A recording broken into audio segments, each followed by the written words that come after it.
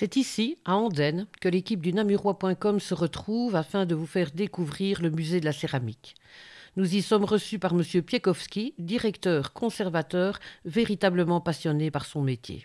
Donc le musée y est installé depuis 1956, mais en réalité le musée existe depuis 1933. Il était originellement situé dans l'ancien hôtel de ville, avant d'occuper progressivement les lieux de ces bâtiments. Donc c'est la maison d'un notaire, donc la maison d'un bourgeois, qui se situait en plein centre-ville à l'époque, qui est maintenant le centre historique d'Andenne.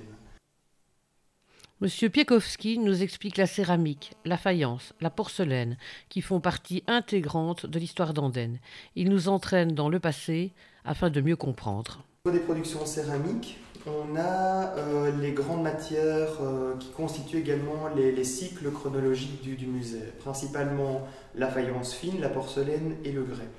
Il se trouve qu'à Andenne, il y a une terre particulière qu'on appelle la derle, qui a comme caractéristique d'être blanche et qui est très plastique. Donc elle est propice à la production d'objets. Très vite, elle va être vendue, commercialisée. On va en vendre aux Pays-Bas et dans le nord de la France, vraiment très rapidement. Mais avant qu'on ait vraiment une production locale, il faut attendre le milieu du XVIIIe siècle avec l'arrivée de pipiers qui venaient en fait d'Allemagne et qui ont commencé une production à Andennelle. Et puis progressivement, cette production s'est généralisée, ça a donné l'idée à un des vendeurs de derle, qui est Joseph Wouters, de produire lui-même, d'avoir sa propre production de céramique ici à Andenne. L'exposition sur laquelle nous allons nous attarder ce jour est le Mexique. Notre conservateur nous explique pourquoi. L'exposition de cette année 2015 a trait au Mexique. Pourquoi le Mexique? Parce que c'était le pays invité de la Biennale de la céramique d'Andenne. Donc le musée, en tant que partenaire privilégié de la Biennale, a proposé une exposition dédiée également au Mexique. Une exposition qui fait le trait d'union entre deux autres expositions sur le Mexique qui étaient présentées lors de cette Biennale. Pour M. Piekowski, impossible ne fait pas partie de son vocabulaire. Vous allez comprendre pourquoi.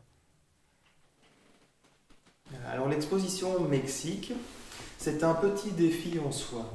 Quand j'ai proposé la page qui résumait un petit peu le propos de l'exposition à nos partenaires, dans ceux-là il y a l'ULB, l'ULG et les musées royaux d'art et d'histoire de Bruxelles, qui nous prêtent d'ailleurs une grande partie, enfin la totalité des collections archéologiques, donc une grande partie de l'exposition. Ils m'ont dit, Cédric, c'est un petit peu costaud comme exposition pour 72 mètres carrés. Pourtant, on a réussi.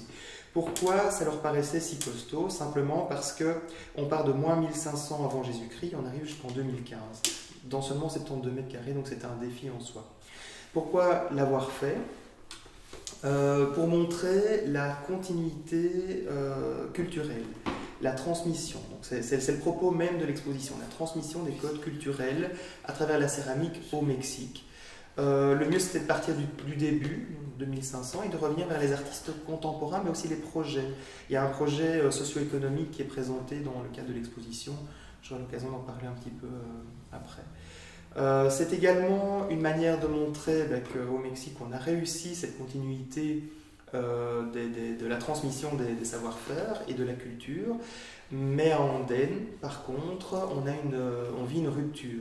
Ce qui ne veut pas dire que c'est une fin en soi. Il y a une rupture, je pense que le musée a un peu son rôle à jouer, autant que le centre culturel et d'autres partenaires culturels, dans le fait de faire revivre, comme ça a été le cas au début du XXe siècle, voilà, ce potentiel céramique andennais.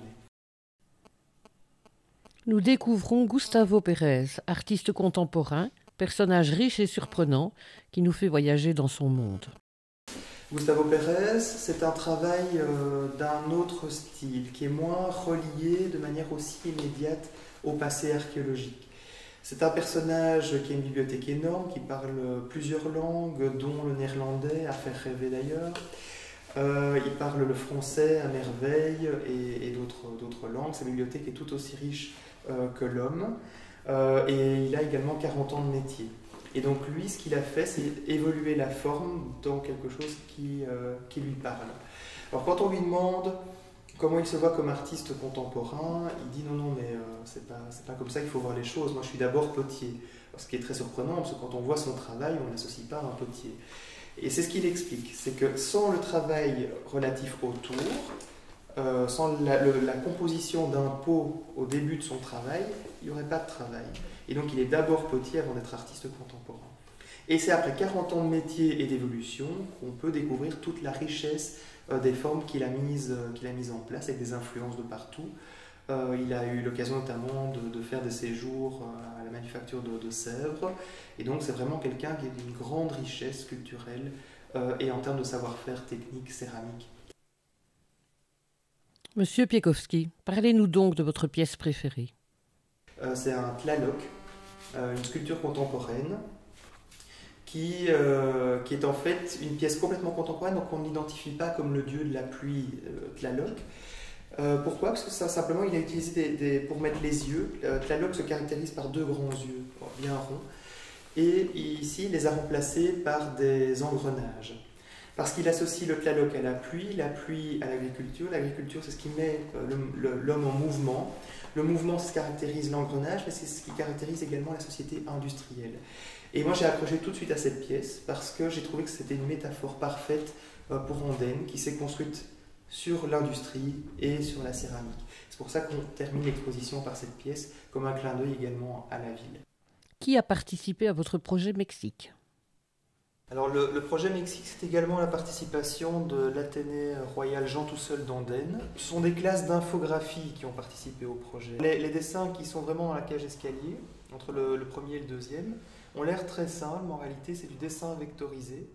Les masques, là il s'agit également des sections d'infographie, mais qui ont utilisé comme modelage la terre. Nous sommes décidément sous le charme de ce musée qui mériterait qu'on lui accorde beaucoup plus de temps et qu'on le visite en entier. Nous remercions le directeur et lui demandons: que diriez-vous à nos websurfeurs qui auraient envie de venir?